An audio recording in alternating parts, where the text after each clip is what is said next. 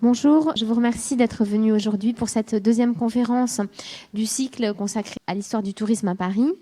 Je vous remercie d'être venu dans ces circonstances douloureuses. Donc je vous rappelle que ce cycle de conférences est lié à une exposition qui est organisée par le comité d'histoire de la ville de Paris et qui a lieu donc à la Galerie des Bibliothèques rue Malher, tout près de Carnavalet, et qui est ouverte du mardi au dimanche dans les circonstances normales de 13h à 19h. Et est associé aussi à ce cycle de conférences et à cette exposition, un ouvrage publié par Paris Bibliothèque et le comité d'histoire et signé par Sylvain Pathieu et qui s'appelle Bon baiser de Paris, dans lequel il y a aussi un certain nombre de focus, dont un qui est écrit par Nancy Green, qui va faire la conférence d'aujourd'hui. Nancy Green, directrice d'études à l'EHESS, et c'est une spécialiste de l'histoire des migrations, une spécialiste de l'histoire de France et de l'histoire des États-Unis. Et elle a écrit un ouvrage consacré aux Américains à Paris, qui est paru chez Belin l'année dernière, en 2014, dont le titre est Les Américains de Paris, hommes d'affaires, comtesses et gens oisifs, si je me trompe. Et Jeanne Oisif, 1850 ou 1880, pardon, je me relis mal, 1941. Et le livre est disponible à la librairie du Petit Palais. Donc ce livre s'inscrivait tout à fait dans notre intérêt, donc pour les touristes à Paris, les touristes américains, mais pas seulement les touristes. Et je lui laisse la parole. Merci.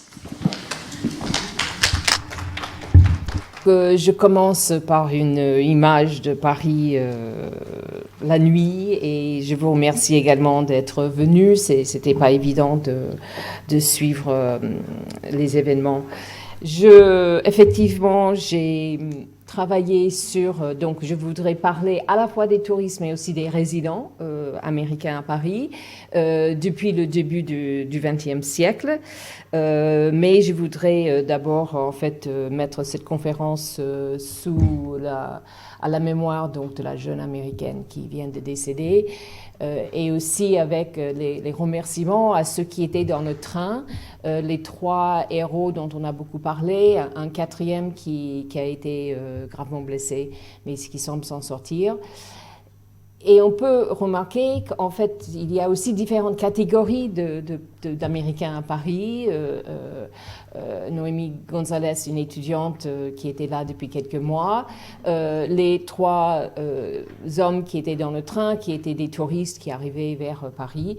Et aussi Marc Mougalian, qui était un résident, un franco-américain, qui est installé à Paris depuis longtemps, donc dont on est un certain nombre, si je peux dire, mais qui aussi de penser à eux tous et aussi à cette variété des Américains à Paris.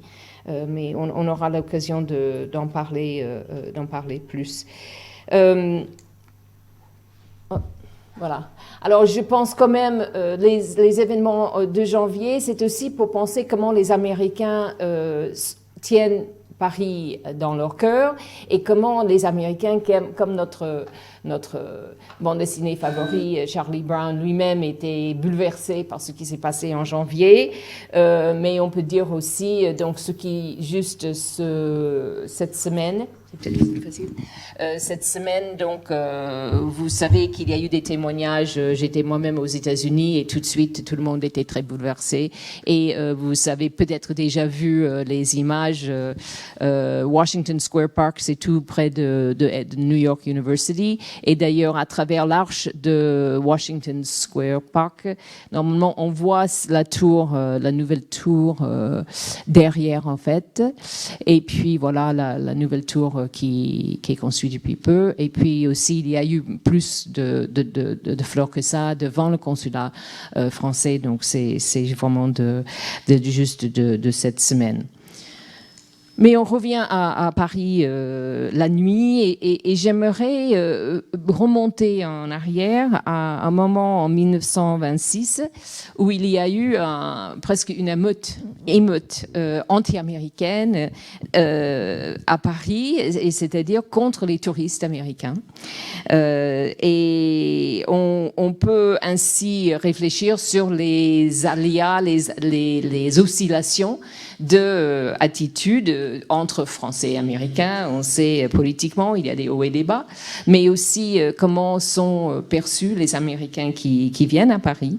Mais on verra qu'il y a une variété de réponses. Le 23 juillet 1926, au coin de la rue Elder et du boulevard des Italiens, 2 autocars de tourisme passent, mais ils sont 2 autocars de tourisme qui sont encerclés par des centaines, voire plusieurs milliers de Parisiens, selon les premiers rapports. C'était pas des milliers finalement, mais bon, on s'affolait. L'Asie, sifflait, merci, injure. Les touristes sont forcés de descendre de leur car et de s'enfuir.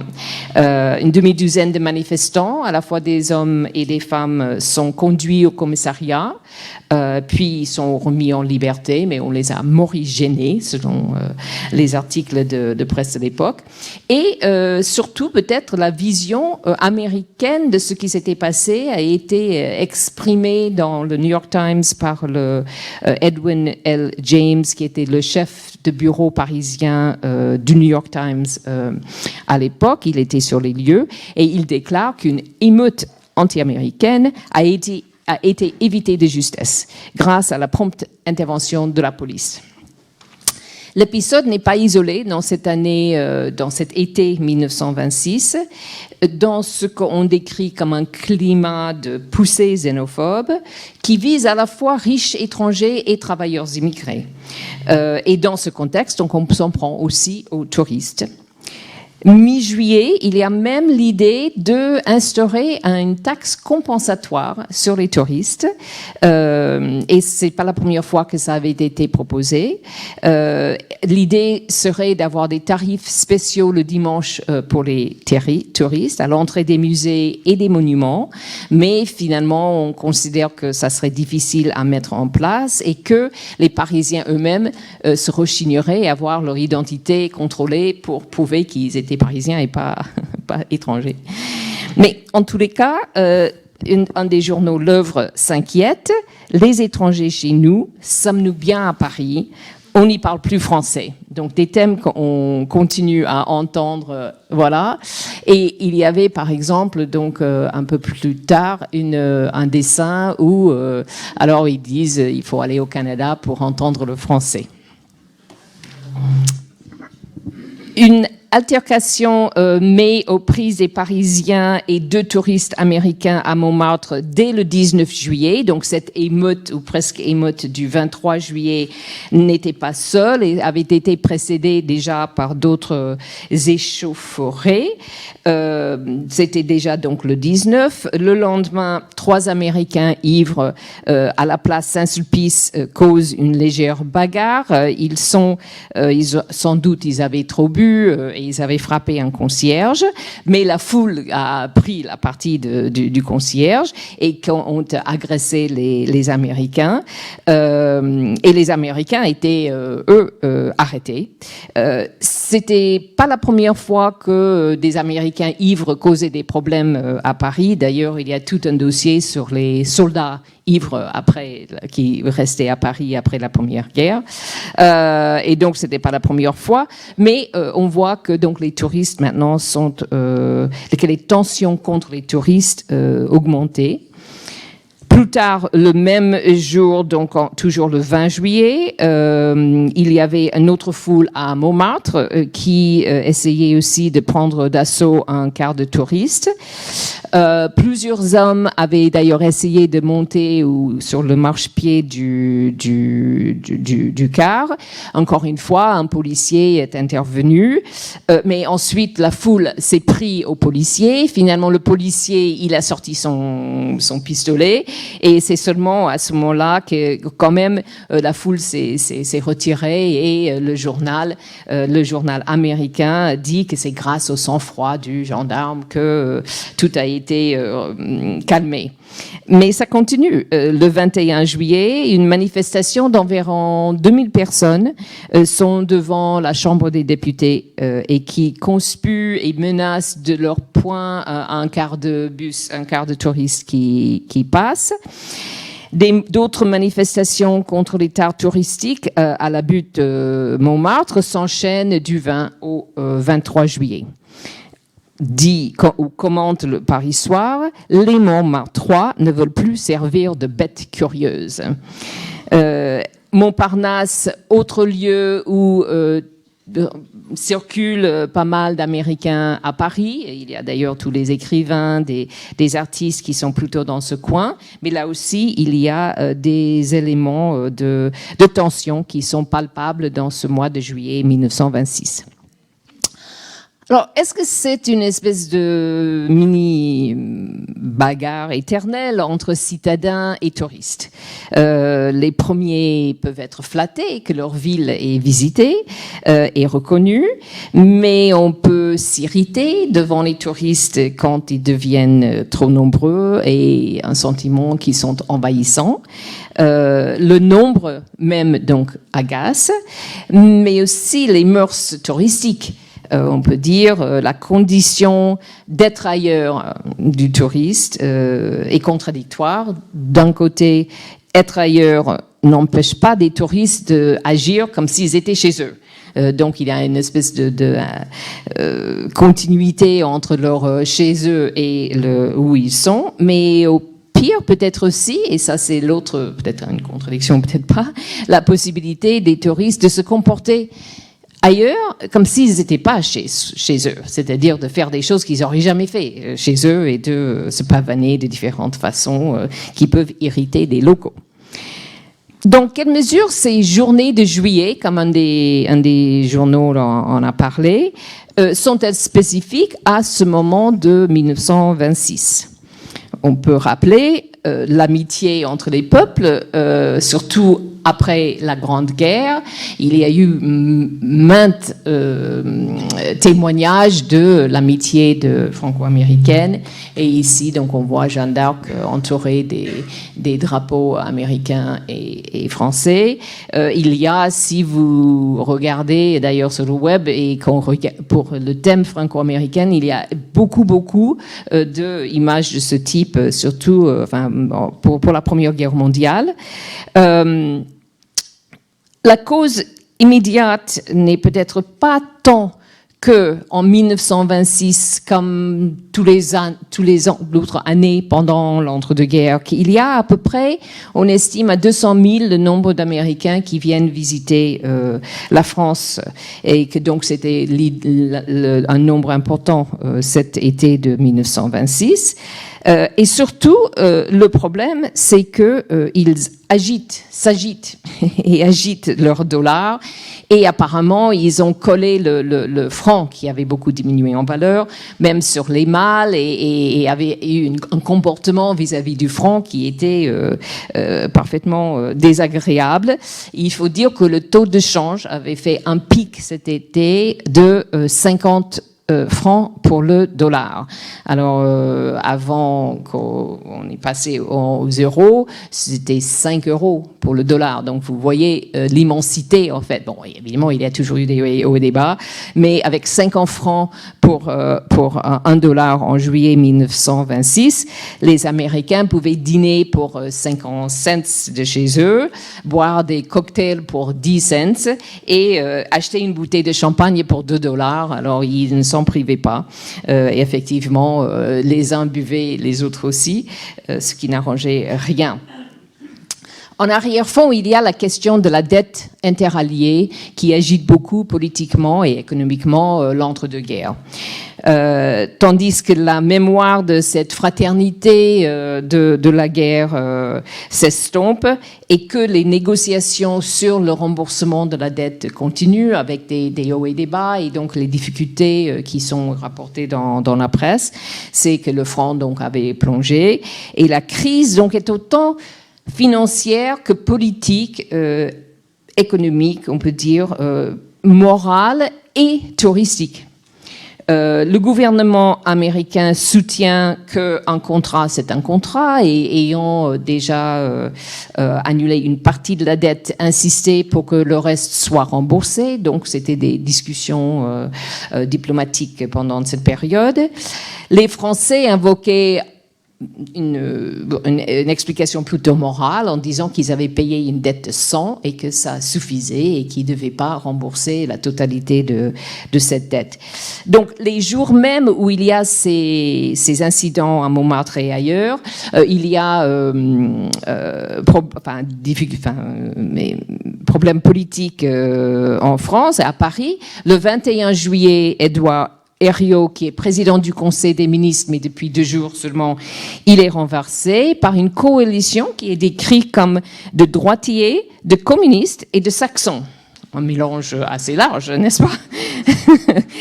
Il est remplacé par Poincaré, qui, on le sait, a dévalué le franc, faisant retomber le taux de change de 50 à seulement 25 francs le dollar. Et donc, les touristes pouvaient remonter tranquillement dans leur car, quitte à payer plus pour le champagne. Les incidents sont commentés dans la presse française comme dans la presse américaine. Dans la presse française, il y a une variété de regards, on peut dire, et que les critiques vis-à-vis des touristes américains vont être culturelles, économiques, morales. On peut voir d'abord l'action française s'en prend, donc à droite, l'action française s'en prend aux métèques en général et aux Américains en particulier, en critiquant les gens de dollars. Ils n'oublient pas non plus les gens du livre, parce qu'il y a aussi des Anglais qui sont critiqués par la même occasion. Et donc on a des dessins qui sont de cet ordre-là, donc c'est dans l'œuvre, qui montre que voilà le méchant américain ou anglo-saxon à droite, et que donc la femme qui dit à son petit garçon avec un béret que, comme vous voyez, il est de grandes dents pour le croquer quand il sera plus grand. Donc il y a une critique qui est économique et qui donc voit le problème des gens du dollar. La Croix a un autre problème.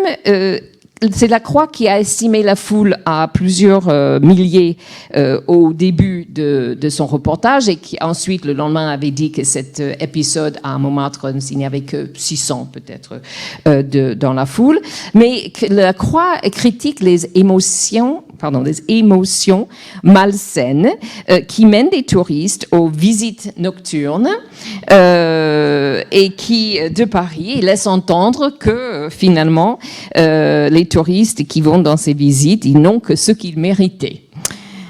Alors, bon, à gauche, il va y avoir un autre son de cloche.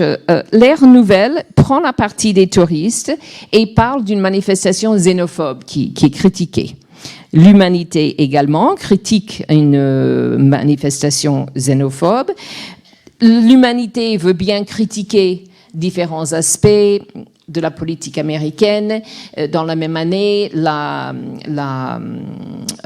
fait que Sacco et Vanzetti ont été condamnés aux États-Unis, ça a donné lieu à des manifestations de gauche en France pour protester contre cette condamnation.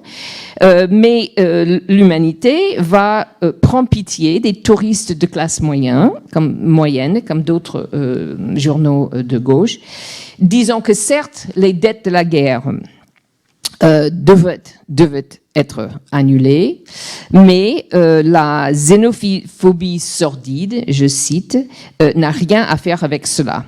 C'est une honte et une stupidité, écrit l'Humanité, de malmener les touristes étrangers.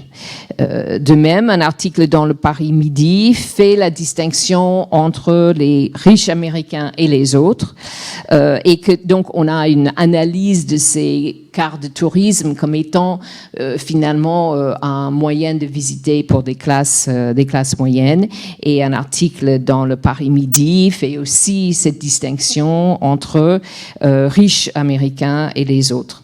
Les modestes touristes, donc, visitent Paris à bas prix. Ils viennent en tant qu'amis, est souligné dans cette presse, et ils pourraient de surcroît rentrer chez eux et devenir ou être les défenseurs de la France. Donc il est écrit, donc il vaut mieux les choyer que de les chasser. et qu'à ce moment-là, ils pourraient devenir, de retour aux États-Unis, les défenseurs de la France contre la propagande allemande. Le siècle aussi de la gauche républicaine modérée, va prendre la défense. Donc vous voyez la colonne à gauche, que j'ai un peu mal entourée en rouge, j'aurais pu mieux le faire. Mais je voulais montrer quand même, ce qui est important, c'est aussi l'emplacement d'un article sur la page. Quand encore on avait des pages des journaux qu'on déploie comme ça, je pense que la mise en page est toujours intéressante et importante. Et donc là, on voit à gauche un commentaire sur ces huées à Montmartre, donc ça fait la une du siècle, et qu'il va, lui aussi, comme journal de la gauche républicaine modérée, j'ai dit, prendre la défense des petits bourgeois inoffensifs américains, et surtout, ce qui est intéressant, donc là, le surtitre, voilà, là, c'est ça ce qui est, où il est marqué une erreur de psychologie. Donc le titre au-dessus des huées à Montmartre pour critiquer cette attitude des ceux qui sont pris aux touristes. Au centre, le journal Le Temps va faire un article aussi de première page qui s'inquiète de l'hospitalité de Paris. C'est le titre de l'article et qui souligne aussi la présence d'autres étrangers qui étaient dans ces cars. Donc, si la presse américaine a vu ça comme une émeute presque émeute anti-américaine, on se rappelle qu'il n'y avait pas que des Américains dans les cars. Il y avait Italiens, Belges, Polonais, Anglais et des provinciaux parmi les touristes dans ces cars de Paris by night. Donc, le centre rappelle à ses lecteurs parisiens leur propre réputation parisienne d'hospitalité, ainsi que la valeur des dollars. Donc, on a un argument économique qu'on retrouve pour défendre les touristes et pour dire qu'il faut pas les chasser. Donc, l'importance des dollars, surtout dans cette période économique difficile, l'importance pour aider l'équilibre commercial français. Donc, c'est rappelé dans cet article sur l'hospitalité.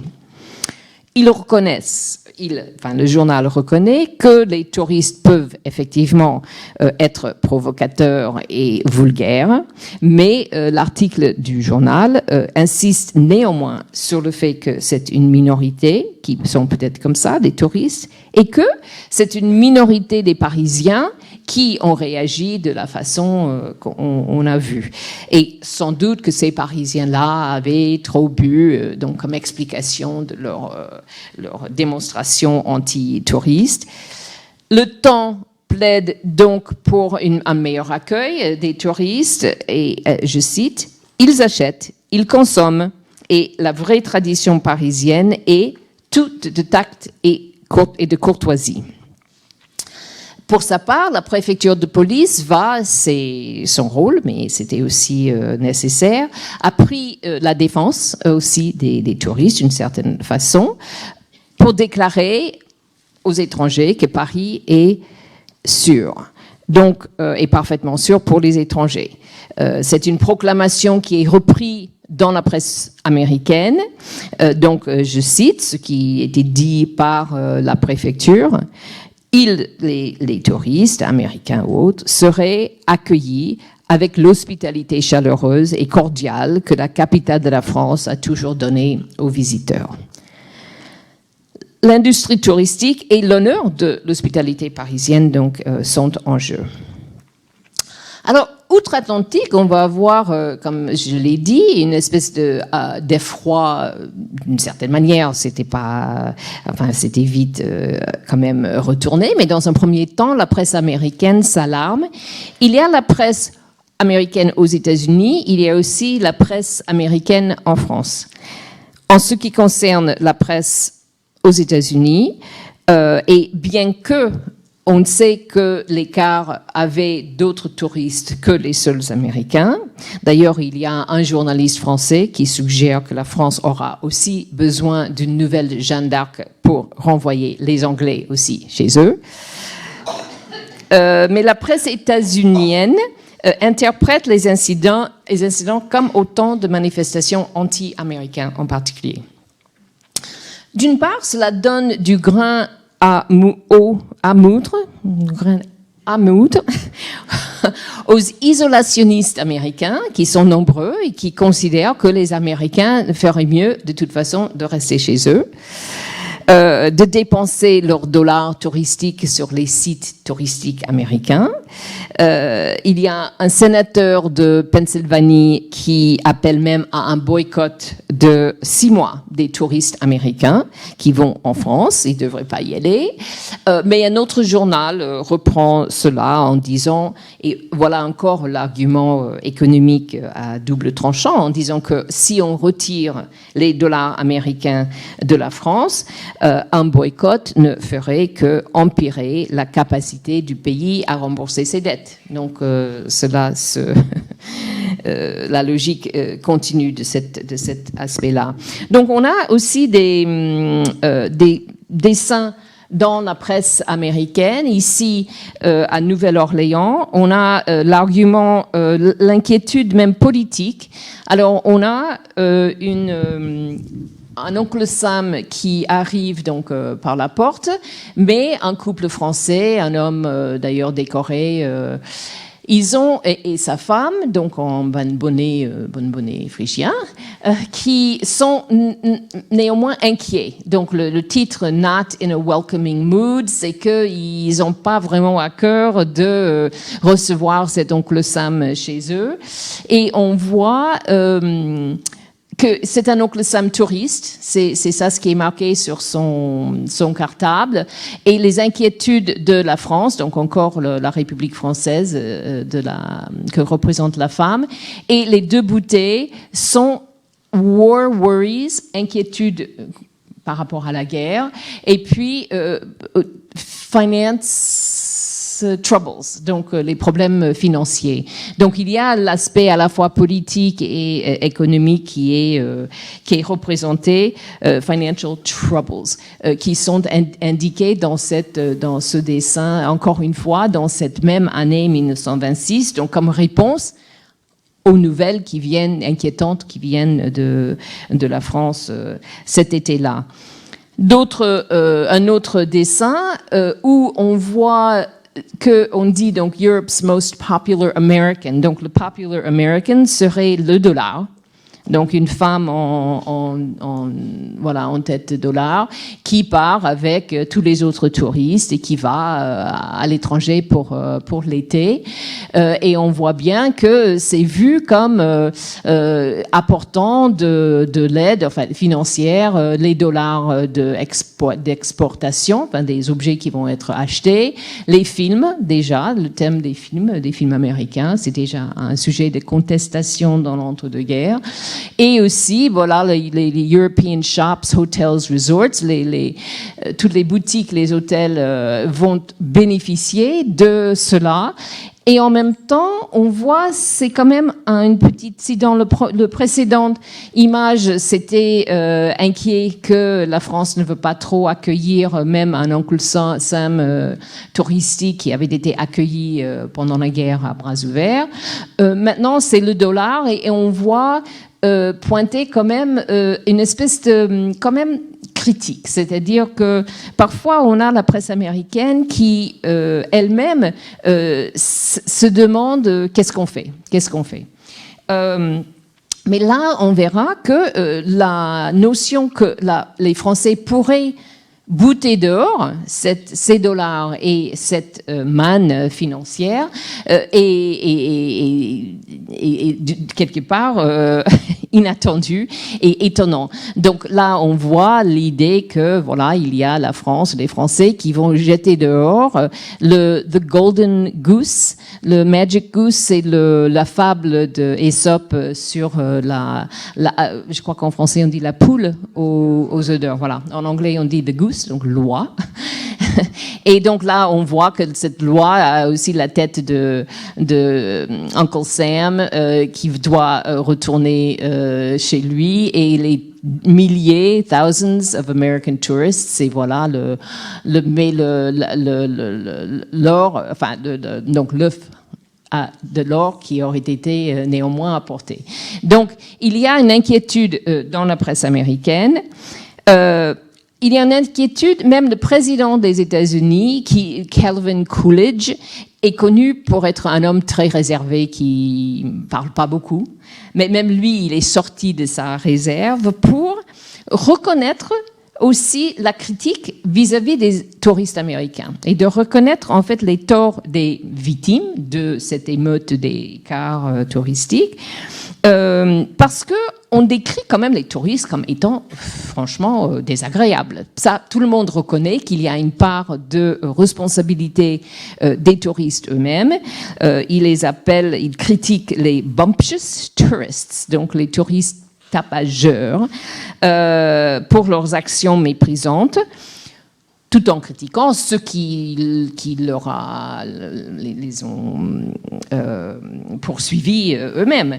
Mais il le rappelle, donc le président des États-Unis, il le rappelle aux Américains et aux touristes américains qui devraient être plus sensibles à ceux qui ont souffert pendant la guerre et qui subissent depuis des pénuries. Et il y a un journal new-yorkais, The World, qui donne en fait des sages et spirituels conseils, selon le temps, aux touristes. Et donc, ce sont des conseils de ce journal, The New York World, qui va être en fait repris dans une partie de la presse américaine qui commente ces événements et qui va aussi être repris dans la presse française. Des conseils donc fait par des Américains aux touristes américains pour qu'ils se calment et qu'ils soient plus polis. Quelques exemples. Il ne faut pas clamer dans les cafés que le dollar est le seul monnaie ou le seul argent qui se vaille. Il y a des thèmes récurrents, n'est-ce pas? Il faut éviter les proclamations de patriotisme financier qui énervent les gens qui n'ont pas passé les années 1914, 15 et 16 à recueillir l'argent du monde en vendant des munitions, du coton, du blé aux pays qui étaient occupés par la guerre. Donc une vraie autocritique aussi de l'Amérique. Et aussi conseiller donc à ces touristes de ne pas pavaner au sujet de l'Amérique comme la plus généreuse des créanciers parce qu'elle a annulé une partie des dettes interalliées que de toute façon personne n'aurait jamais pu rembourser. Donc, ce sont des critiques des Américains faits par des Américains et qui sont repris dans la presse française aussi. Enfin, il y a donc une dernière perspective à prendre en compte, ce sont les Américains de Paris. Les deux quotidiens américains de l'époque, il y avait un qui avait été basé à New York, mais qui avait une édition européenne. C'était le New York Herald, qui va devenir le Herald Tribune, qui maintenant est l'International New York Times. Et il y avait aussi à l'époque donc la Tribune de Chicago, qui avait aussi une édition européenne. Et le Herald, qui était plus huppé et qui parlait plus, représentait peut-être plus les Américains de la rive droite, dont je vais parler tantôt, eux, ils s'inquiétaient et voulaient finalement minimiser cet épisode. Et donc, ils en ont peu parlé, bien qu'ils s'inquiètent aussi de l'impact de la condamnation de Sacco et Vanzetti. Mais pour ce qui concerne l'attaque contre les cartes touristiques, ils en ont peu parlé dans la presse new-yorkaise à Paris. Sa rivale, le Chicago Tribune, qui était parfois un peu plus dynamique à différents égards culturels comme économiques ou politiques, lui, ce journal-là a republié ses conseils aux touristes de le journal américain de New York et aussi a consacré plusieurs articles aux événements, mais en soulignant presque chaque fois, avec un ton plutôt rassurant, que finalement, grâce aux efforts louables de la police française, tout s'est calmé et qu'il n'y avait pas vraiment de quoi s'effrayer.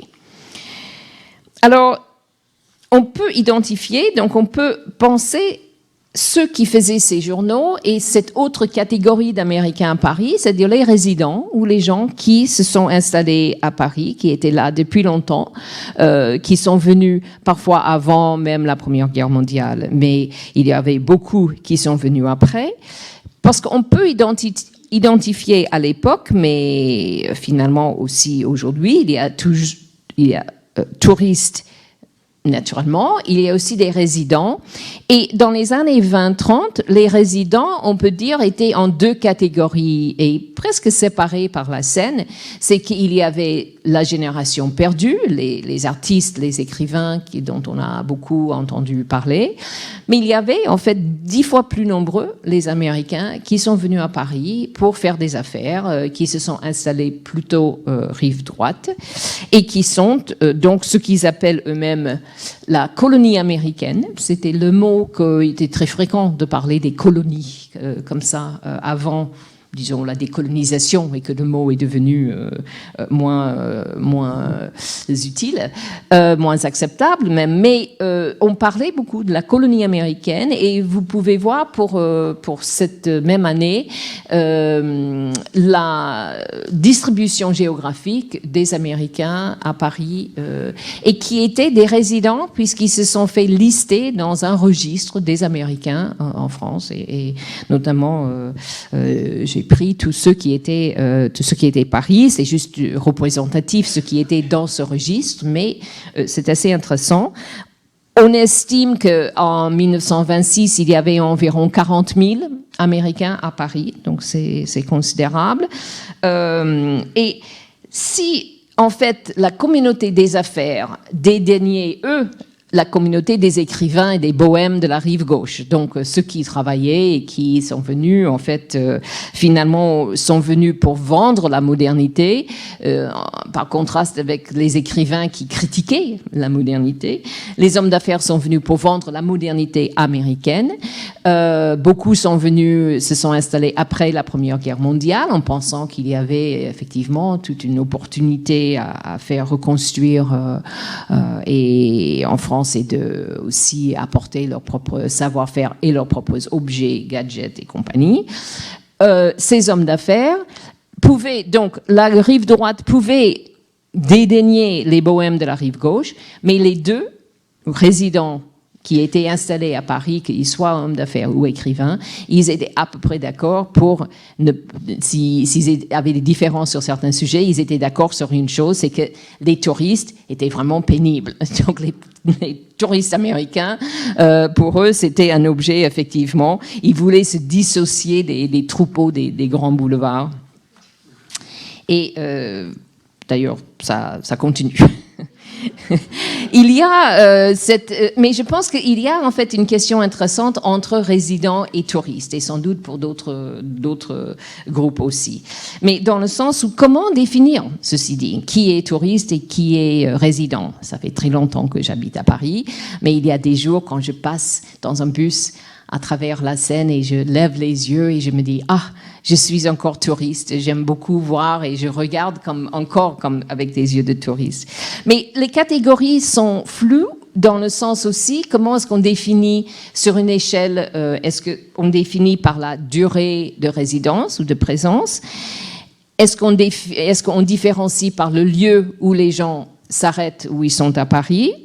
Est-ce qu'on distingue selon, est-ce qu'ils s'inscrivent sur une liste ou qu'ils se nomment ou ils s'auto-identifient comme ou résidents ou touristes? Et je peux dire aussi, c'est très agaçant d'être pris pour un touriste dans un café, puisque je parle avec un autre Américain, et puis quand les garçons de café commencent à nous parler en anglais, et franchement, c'est difficile pour quelqu'un qui est installé. Mais ces questions de durée, par exemple, qui reste, combien d'années faut-il rester pour ne plus être touriste? Est-ce que des étudiants ils sont un peu entre les deux, s'ils viennent pour 6 mois ou pour 1 an ou 2 ans ou 3 ans, ou comme moi pour 1 an et puis après on reste. Mais on a cette question de combien de temps qu'un reste pour être défini comme ou touriste ou résident. Et ceci dit, les voyages, donc on peut dire il y a touristes le plus court, étudiants qui sont entre les deux, il y a résidents qui s'installent, qui restent. Mais en même temps, les voyages de tourisme eux-mêmes à l'époque, n'étaient pas ceux qui sont aujourd'hui. Aujourd'hui, les gens viennent pour 2 jours, 3 jours et ils continuent sur d'autres capitales, peut-être européennes, peut-être un peu moins que dans le temps. Mais à l'époque, si on faisait un grand tour où les gens venaient et restaient, des gens qu'on pourrait appeler touristes, et qui restaient parfois des mois, et de la même façon, donc touristes qui pouvaient rester quand même pour des mois, ou qui revenaient, ou il y a une catégorie que j'ai trouvée dans un des registres de ces Américains de Paris, qui étaient les mères et les filles, qui étaient listées ensemble dans ce registre, qui manifestement sont venus pour plusieurs mois, peut-être chaque année, suffisamment pour se faire inscrire dans les listes des Américains de Paris, mais qui allaient retourner aux États-Unis, revenir en France pour l'éducation de la jeune femme, des filles, et aussi pour faire du shopping, c'est vrai. Mais donc, on a des variétés dans la durée de la présence des gens, comment distinguer entre touristes et résidents. D'autant plus que si on prend que des hôtels, à l'époque, les hôtels, il y avait des résidents qui, en fait, résidaient dans les hôtels à long terme, des hôtels à résidence. Enfin, c'était garni, mais pas des hôtels garnis. C'est des hôtels très huppés, d'ailleurs. Et d'ailleurs, il y a Joanne Vajda qui va parler de ces hôtels dans, je crois, la prochaine conférence ici. Elle a fait une étude tout à fait intéressante là-dessus. Donc, on a des hôtels où les gens résident. Et on a des gens qui reviennent annuellement à Paris pour des mois et des mois. Il y a des listes où les gens sont repérés, qui sont à la fois des touristes, mais en fait des gens qui viennent régulièrement à Paris et qui donc sont annoncés, puisque comme ça leurs amis peuvent savoir que c'est l'arrivage du bateau qui est lister donc les personnes dans les journaux pour aussi dire où ils vont, dans quel hôtel ils vont, où est-ce qu'ils ont des villas, où est-ce qu'ils résident. Et donc on a, il me semble, cette pas une ambiguïté, mais un certain, on peut dire il y a un certain flux à faire des catégories exactes, étanches entre résidents et touristes. En tous les cas, une chose qui est claire, c'est qu'au début du siècle, et donc j'ai pu voir d'ailleurs la construction de cette communauté américaine depuis le 19e siècle. Alors les gens sont venus et qui sont restés encore des temps variables et qui sont... Et se sont vus, alors c'était une vie mondaine, les personnes plutôt aisées, dès la fin du 19e siècle, qui s'appelle donc la colonie américaine. Et c'est dans un ouvrage qui se moquait gentiment de ces gens-là, en disant qu'ils se croient plus, quel est le mot, coquin, je pense, pour traduire wicked, qu'ils voulaient, ceux qui étaient des Américains à Paris, dans leur vie même mondaine, voulaient se voir peut-être un peu plus coquins qu'ils n'étaient, en imaginant beaucoup de liaisons dangereuses ou non. Mais en tous les cas, cet ouvrage est intéressant parce que c'est une critique deuxième degré d'un Américain sur ses compatriotes à l'époque. Mais c'est vrai que c'est une communauté plutôt aisée. Voilà, c'est l'image qu'on a prise pour la couverture du livre. Dans un restaurant du Bois de Boulogne dans l'entre-deux-guerres, il y a vraiment cette forme de sociabilité qui est importante pour un groupe qui effectivement n'est pas des plus pauvres parmi des touristes ou les résidents ou les étrangers à Paris. Les Américains ont construit finalement, ceux qui n'étaient pas forcément des touristes, mais ils ont construit des institutions qui ont pu aussi servir aux touristes de passage. Et notamment, on dit toujours que les Américains sont très férus de la religion. Et il y a les 2 grandes églises américaines actuellement à Paris, datent du 19e siècle. Celui-ci qui est sur l'avenue Georges V, c'est la cathédrale américaine qui est épiscopalienne, anglican, et qui donc date de ses origines, date du milieu du 19e siècle. Donc un des lieux qui a été construit par les Américains installés à Paris, mais qui était aussi un lieu où les touristes connaissent aujourd'hui encore pour y aller quand ils veulent. L'autre, j'ai pas une très bonne image, l'autre grande église américaine, c'est celle de la rive gauche, enfin au Quai d'Orsay, vous le voyez, également néo-gothique, donc c'était le style de construire quelque chose qui voulait s'insérer dans l'image que les Américains ont de Paris. Et donc l'église américaine, Quai d'Orsay, également. Les origines datent du milieu du 19e siècle, mais l'immeuble lui-même date de seulement 1931. Il y a eu débat, quel siècle de Moyen-Âge on va utiliser pour le construire, etc. Donc, les Américains sont venus, se sont installés et qui ont créé des institutions qui aident leurs compatriotes, qui s'entraident aussi comme tout groupe immigré, finalement. Et puis, ils ne sont pas là seulement pour prier. Ils sont là aussi. Ah, j'ai oublié. Où est-ce qu'ils sont? Voilà, ils viennent aussi pour boire. Surtout pendant la période de la prohibition aux États-Unis, on disait qu'il y avait beaucoup qui sont venus, mais Harry's Bar, rue d'Onou, existe encore aujourd'hui et qui est connu pour être un des lieux des Américains de Paris. Mais aussi, donc effectivement, les gens sont venus pour faire des affaires. C'est un dîner annuel de la Chambre de commerce américaine en 1913. Donc, juste un exemple visuel quand même assez frappant de cette communauté de gens qui viennent pour faire des affaires. Qu'est-ce qui manque dans cette photo ? Voilà, merci. Alors, je dis femmes d'affaires, mais en fait, les femmes aussi sont venues qui travaillaient à Paris, et on le trouve dans ces registres, tous les métiers des différentes personnes qui sont là, qui sont inscrits. Et une chose qu'il y avait pas mal d'Américaines qui sont venues, ont travaillé dans les bibliothèques, et à la formation des bibliothécaires à Paris. Il y a toute une petite littérature sur l'importation de différentes techniques de gestion, de classement, classification dans les bibliothèques, importées par les Américains, et surtout des Américaines, dès la fin de la Première Guerre mondiale.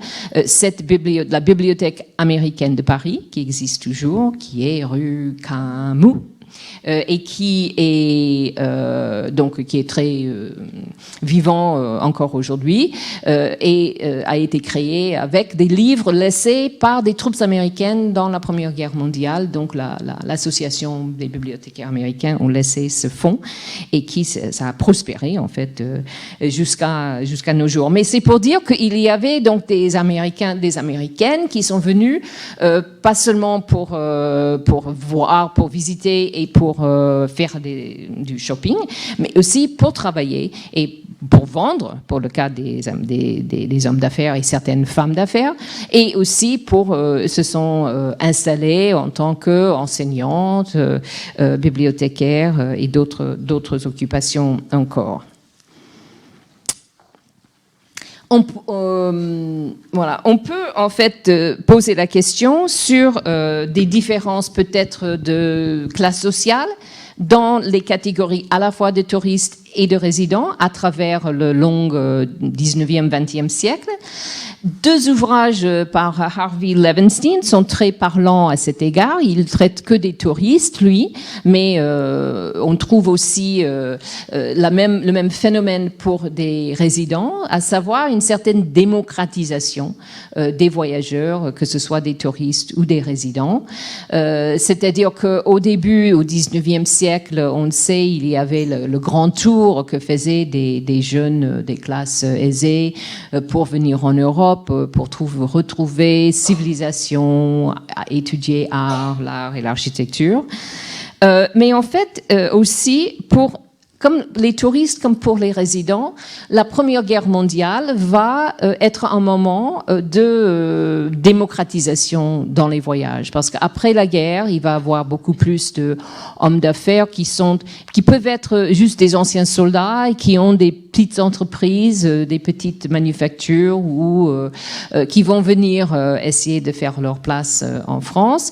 On va voir si avant la Première Guerre mondiale, on a beaucoup écrit sur les héritières, on a même il y a eu une contestation dans la presse américaine sur les héritières américaines qui faisaient un échange de leur argent contre un titre en se mariant avec des aristocrates sans le sou. Mais cette population-là, plutôt l'élite de la société américaine d'avant la Première Guerre mondiale, va aussi se démocratiser, c'est-à-dire il va y avoir des gens moins riches qui vont aussi venir dans les années 20-30 avec la croissance du tourisme, mais aussi des résidents qui font des affaires plus de différentes sortes. Mais Levenstein, par exemple, va parler de ce qui a été considéré après la Première Guerre mondiale comme une véritable invasion des classes populaires. Donc, comme si le tourisme a tellement changé de look et de personnalité. Et donc, mais il y a une transformation structurelle dans ce qui est le tourisme. Et ça, on le voit sur le long siècle. Et on voit comment, aujourd'hui, d'ailleurs, les gens viennent avec toute classe confondue peut-être, en tous les cas, une croissance des classes moyennes et de la possibilité de voyager avec des cars, pas tellement des cars de tourisme pas chers. Et donc, il y a une autre forme d'arrivage, si on peut dire, qui va durer tout le siècle et jusqu'à nos jours.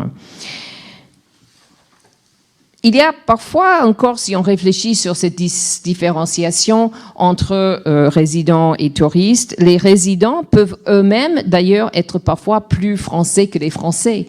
Et il y a eu, avec cette arrivée de beaucoup de touristes américains, avec l'installation d'une certaine communauté de résidents américains à Paris, il y avait aussi l'inquiétude de savoir est-ce que Paris s'américanisait.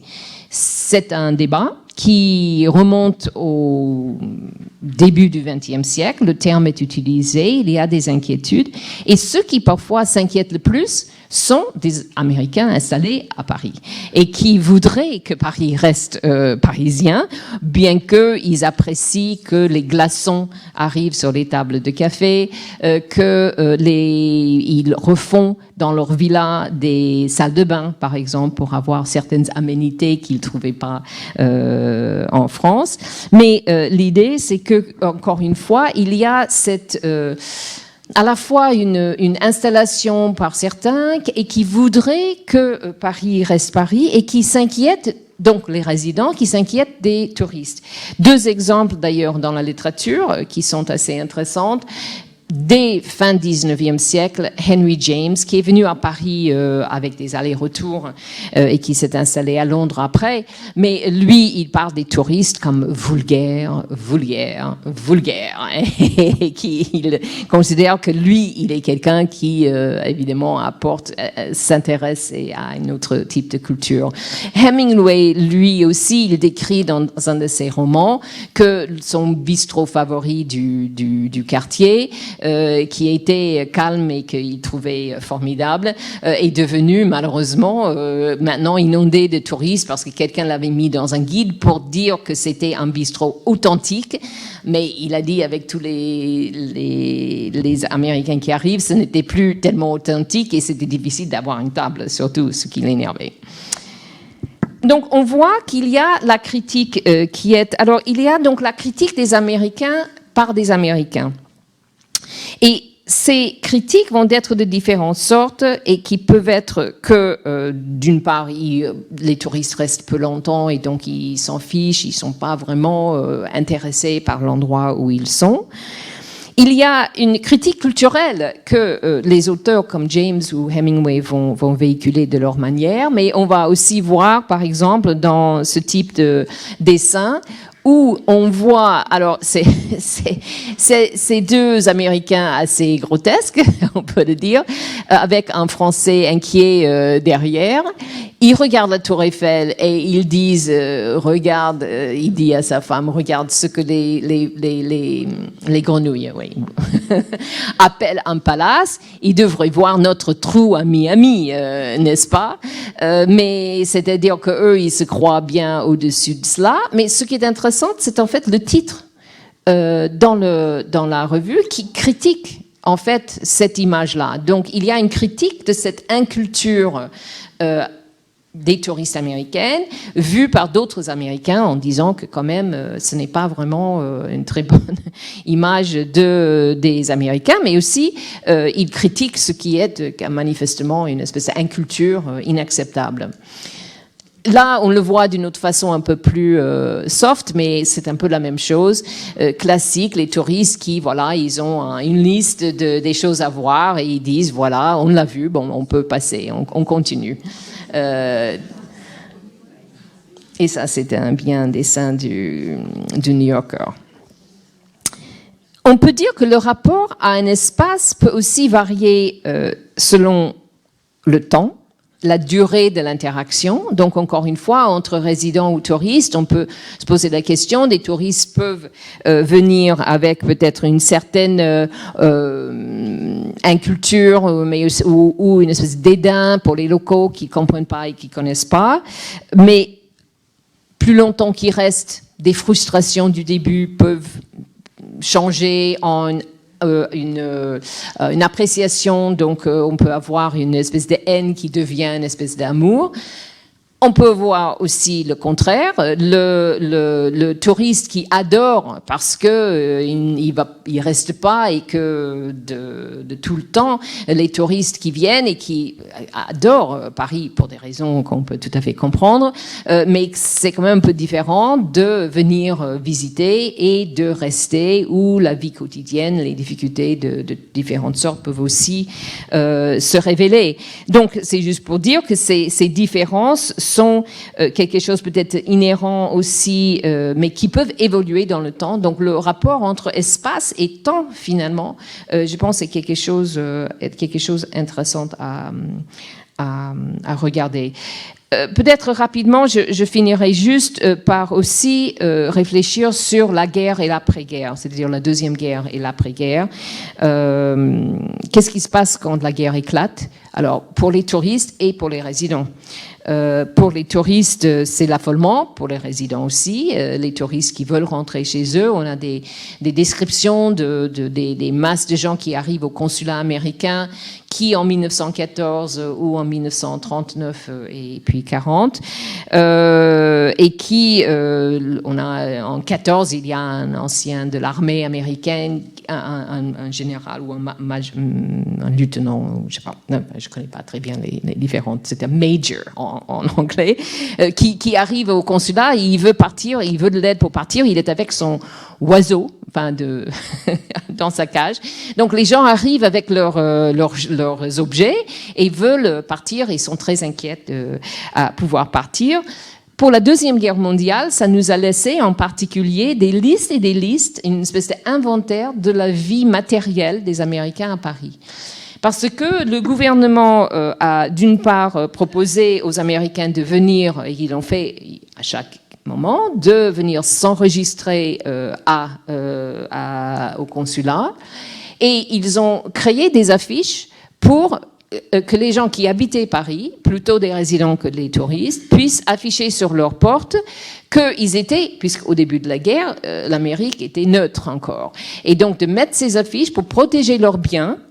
Ils l'ont fait en anglais, mais ici, c'est la version française et allemande, ce qui étaient les destinataires du message, hein, pour que et du coup, les gens, ils ont laissé des inventaires à l'ambassade avec toute la liste de leurs affaires, parfois très détaillées, que ce soit leur château, leur voiture, et il y a quelqu'un qui voulait aussi des affiches, ces certificats pour ses chevaux, Ketty and Perdrix.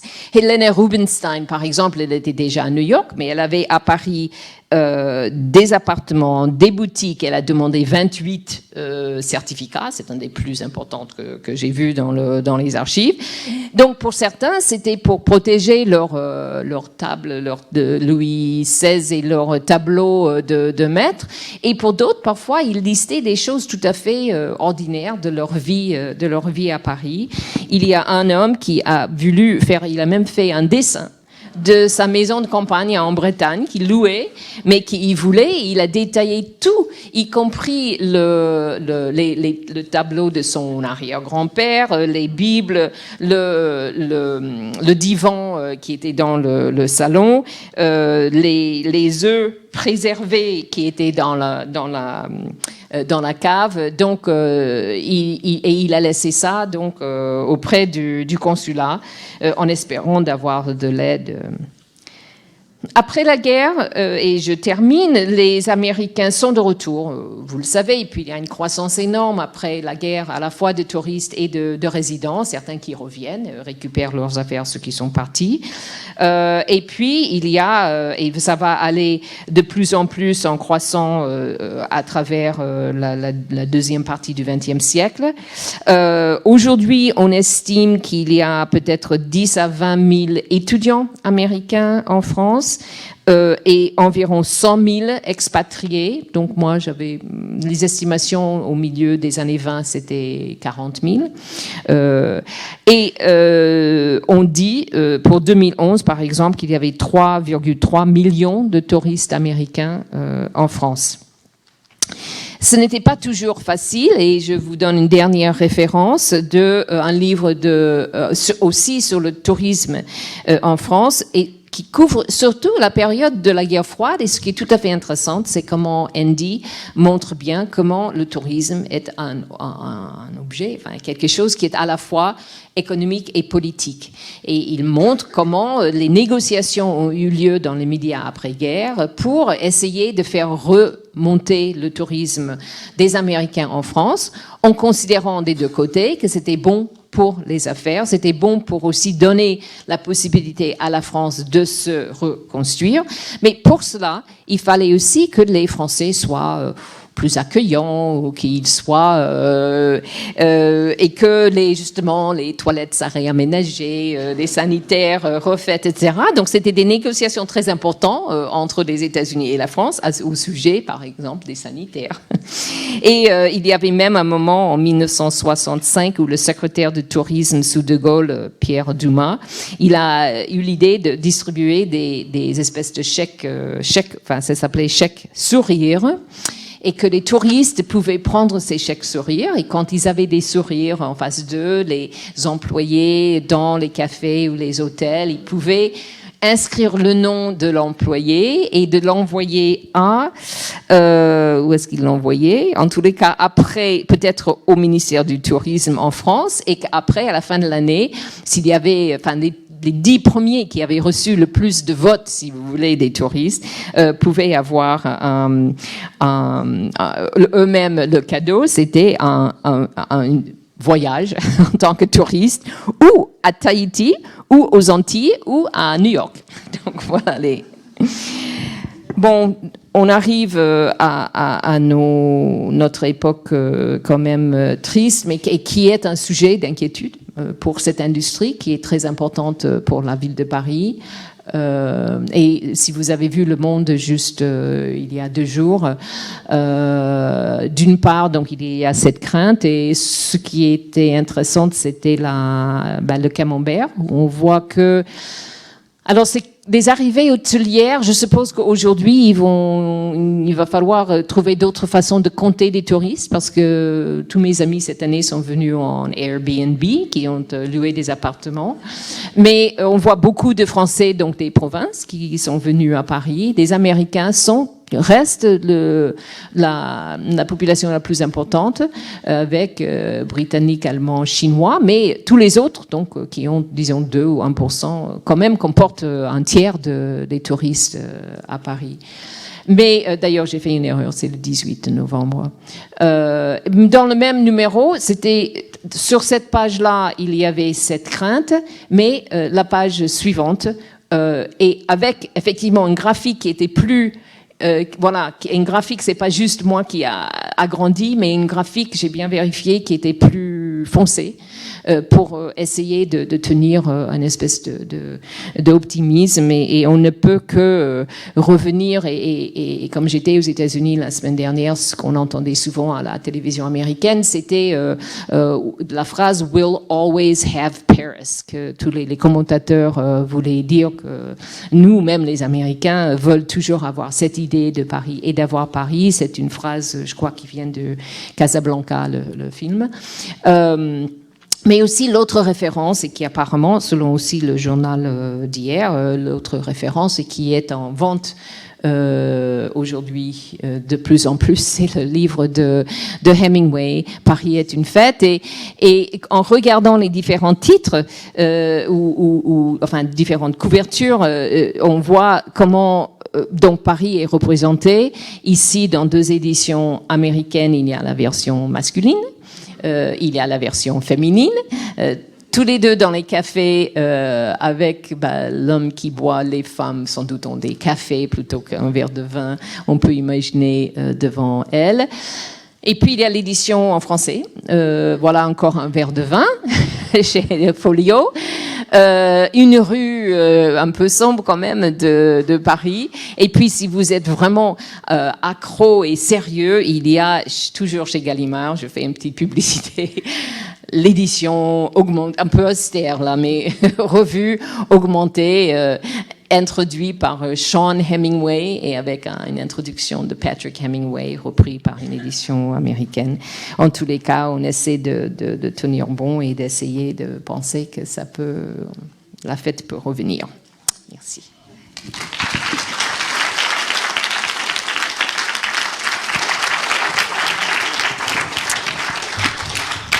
Merci beaucoup pour cette belle conférence. Et donc, comme d'habitude, je vous propose de poser des questions si vous le souhaitez. Alors, toujours dans le micro, si vous voulez, parce que comme les conférences sont enregistrées, c'est pour moi l'occasion de rappeler qu'elles sont en ligne. Comme les conférences sont enregistrées, pour ceux qui n'auraient pas osé venir partager cette fête avec nous aujourd'hui, ils pourront l'écouter en ligne.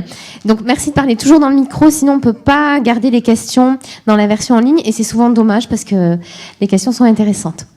Je vais essayer. Ça va comme ça? Oui. Parmi tous les touristes moyens qui étaient dans les autocars, est-ce qu'ils venaient principalement de la côte Est et de la Californie, ou est-ce qu'ils venaient un peu de partout? Enfin, sachant qu'il y a des États qui sont plus peuplés que d'autres, de toute façon.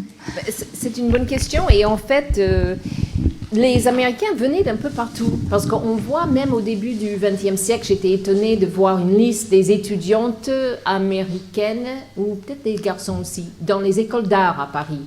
Et il y avait leur lieu d'origine, et j'ai trouvé le lieu où est née ma mère, au milieu de Illinois, en dehors de Chicago. On voit de la côte ouest, et on voit effectivement beaucoup de la côte est aussi. Donc il y a cette mixité. C'est peut-être, et ça c'était avant la Première Guerre mondiale déjà.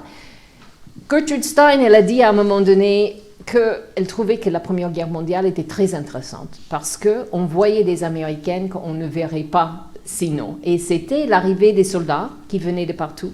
Et donc ça a peut-être aussi influé sur les flux dans l'entre-deux-guerres, qui étaient plus larges que juste. Il est vrai, sans doute pour la fin du 19e siècle, c'était plus des classes aisées de la côte Est qu'autre chose. Une autre question?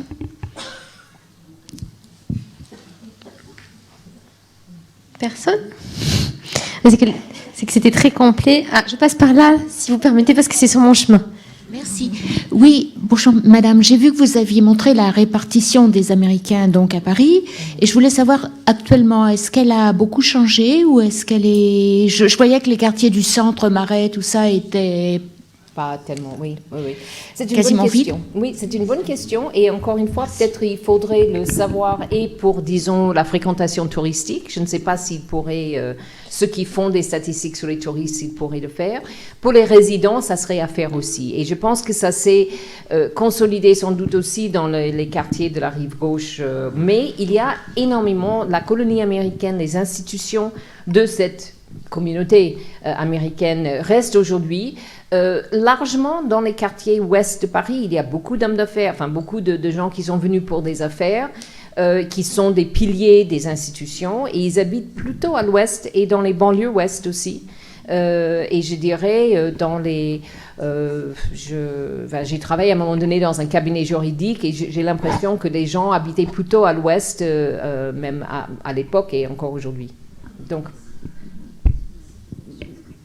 Oui, bonjour, merci. Je voulais savoir si l'expression Paris by Night est légitimée par un usage fréquent, récurrent, ancien, ou si vous pensez que ça a une origine particulière. Et puis j'aurais une deuxième question, si vous permettez. Vous avez essayé d'établir des critères pour différencier les résidents et les touristes, et je ne vous ai pas entendu mentionner ce que j'appellerais les papiers, les visas, les actes officiels. Alors, sans trop polémiquer ni trop aller vers l'actualité récente, est-ce que vous pourriez nous dire ce qu'il en est éventuellement dans les années 26-27 de cet aspect-là? Oui, merci beaucoup. Oui, non, ce sont des bonnes questions. Et je ne sais pas, pour Paris by Night, c'est une très bonne question. Et je ne sais pas, moi j'ai l'impression que ça serait la publicité pour un certain type effectivement, de visite. On le voit dans d'autres villes, on l'entend en tous les cas. Donc, mais c'est une question, je vais essayer de trouver la réponse. Pour la deuxième chose, alors les papiers, très bonne question. Les papiers sont et ont toujours été quelque chose de difficile pour tous les étrangers ou alors, il faut savoir qu'au début du XXe siècle, il ne fallait pas des passeports forcément pour voyager, il ne fallait pas des visas. Il y a toute une histoire de le moment où on a commencé dans l'entre-deux-guerres, en fait, insister qu'il faut avoir des passeports. Avant 1914, il fallait avoir des passeports pour des Américains qui peut-être étaient à Paris sans passeport, mais s'ils voulaient aller ailleurs, il fallait qu'ils prennent un passeport américain pour aller de la France ailleurs. Donc il y a eu des histoires ou une histoire de cette identification qui est fluctuante.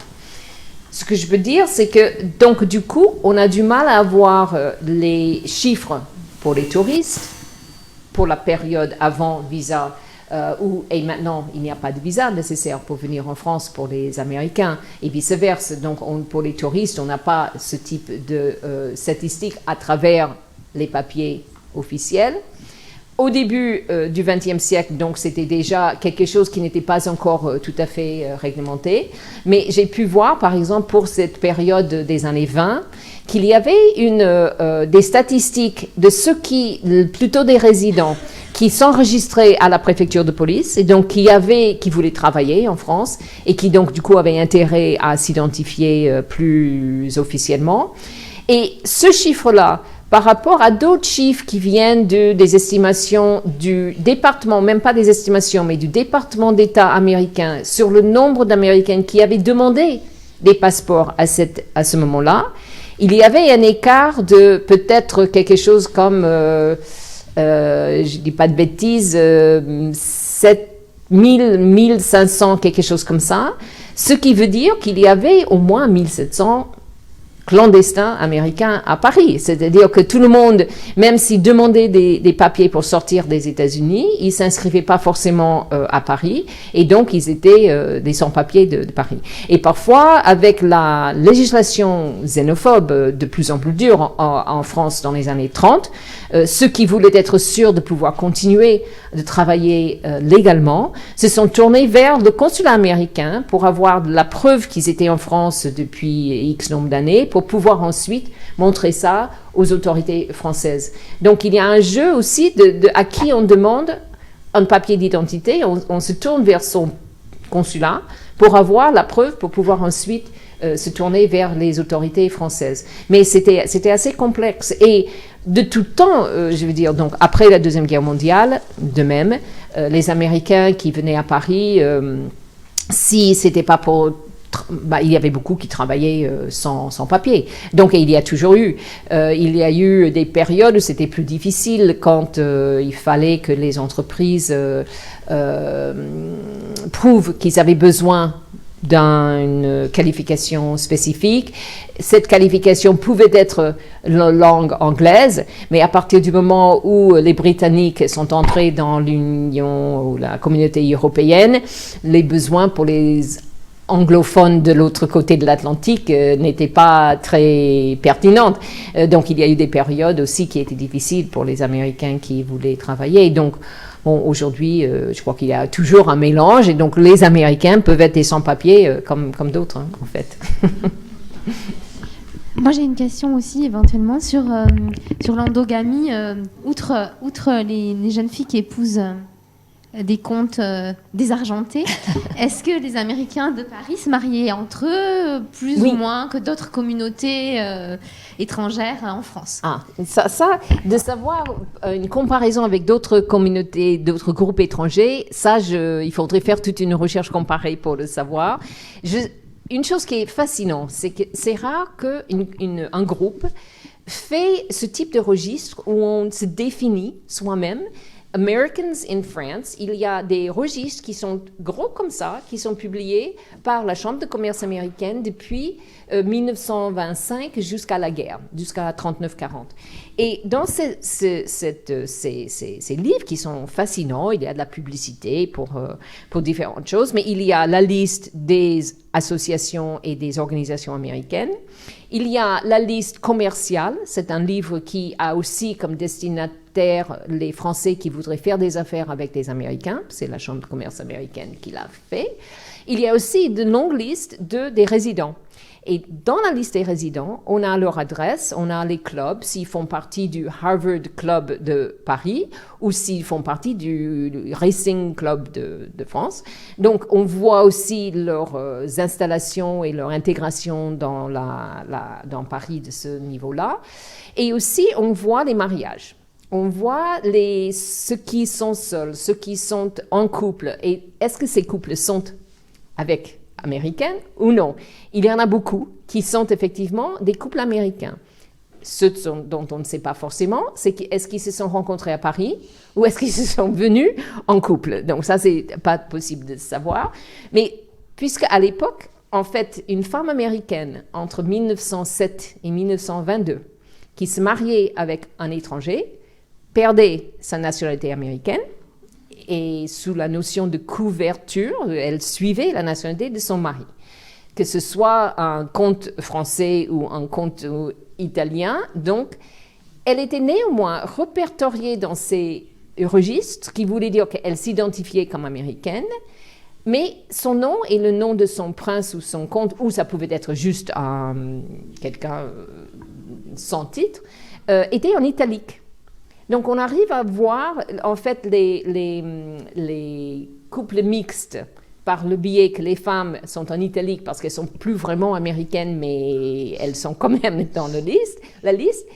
De l'autre côté, et ça, c'est quelque chose qui se perd maintenant à cause des pratiques de nom, que les femmes ne prennent plus le nom de leur mari et vice-versa, enfin, c'est-à-dire, je reviens en arrière, c'est pour voir combien des hommes, étaient mariés avec des Françaises. Et ça, on voit parce qu'entre parenthèses, on met le nom de jeune fille de la femme. Donc, on peut voir des hommes avec des femmes dont le nom de jeune fille apparaît et qu'on peut identifier comme français et comme ça. Ou bien, il y a donc ces italiques, ces couples mixtes italiques. Tout le reste, quand c'est des couples, semble être des couples américains. Et je n'ai plus les chiffres en tête. J'avais travaillé là-dessus à un moment donné, puisque cette notion aussi de l'interculturalité et les questions des mariages mixtes m'intéressaient particulièrement. Mais aussi, ce qui est clair, qu'il y a beaucoup de couples américains. Certains viennent à Paris, se rencontrent à Paris. Certains se divorcent à Paris. On a des dossiers assez intéressants. Et puis, on a aussi ceux qui se séparent et que ça peut être parce que on a à la fois, j'avais des dossiers dans un cabinet juridique qui montraient certains des problèmes de divorce, de séparation. Et aussi le consulat américain, des archives du consulat, il y avait, et surtout après la Première Guerre, il y avait des gens qui étaient séparés ou qui se cherchaient. Et donc, il y avait tantôt une femme qui a écrit au département d'État pour chercher son mari qui était parti en France pendant la guerre et qu'on ne trouvait plus, donc un couple américain. Elle ne trouvait plus son mari. Et dans les archives du consulat et du cabinet juridique, on trouve qu'il vient finalement au consulat pour dire que oui, il était au courant, mais en fait, il s'était marié en France avec une fille d'un marquis. C'était quelqu'un qui est devenu un chirurgien. Il était connu à l'hôpital américain, bref. Donc, il y a des cas qu'on trouve dans les archives de toutes sortes, des Américains qui se séparent, d'autres qui se retrouvent, et puis des mariages mixtes de différentes sortes. Ce qu'on ne trouve pas, c'est les couples du même sexe. Gertrude Stein est listée dans le livre, mais Alice B. Toklas n'apparaît pas. Donc, il y a des invisibilités qui sont inscrites dans ces types de listes et c'est dommage. Elle ne peut même pas lister séparément parce qu'elle aurait pu avoir sa propre entrée, mais elle n'y est pas. Merci. Moi, je vous remercie encore pour cette intervention et je crois qu'il y a beaucoup de résonance avec l'exposition, que ce soit donc ces Américains de Paris, que ce soit aussi les efforts qui sont faits en France pour répondre aux attentes de ces Américains. Si vous allez dans l'exposition, vous verrez qu'il y a des chambres types, que la Chambre de commerce et d'industrie française proposait des chambres types avec des baignoires, enfin le confort qui était attendu par les touristes et particulièrement par les touristes américains. Et donc, je vous invite à aller voir l'exposition et à revenir aux conférences, puisque la semaine prochaine, il y a Joanne Vajda, effectivement, qui est architecte de formation, qui a une thèse en histoire et qui va nous montrer aussi ses colonies à Paris à travers les transformations de la ville. La dernière conférence aussi, c'est Tyler Stovall qui va nous parler des Noirs américains à Paris au lendemain de la Première Guerre mondiale et peut-être les résonances jusqu'à aujourd'hui. Donc, je crois qu'on voit bien que notre programme de conférence et notre exposition sont en cohérence. Voilà. Merci beaucoup.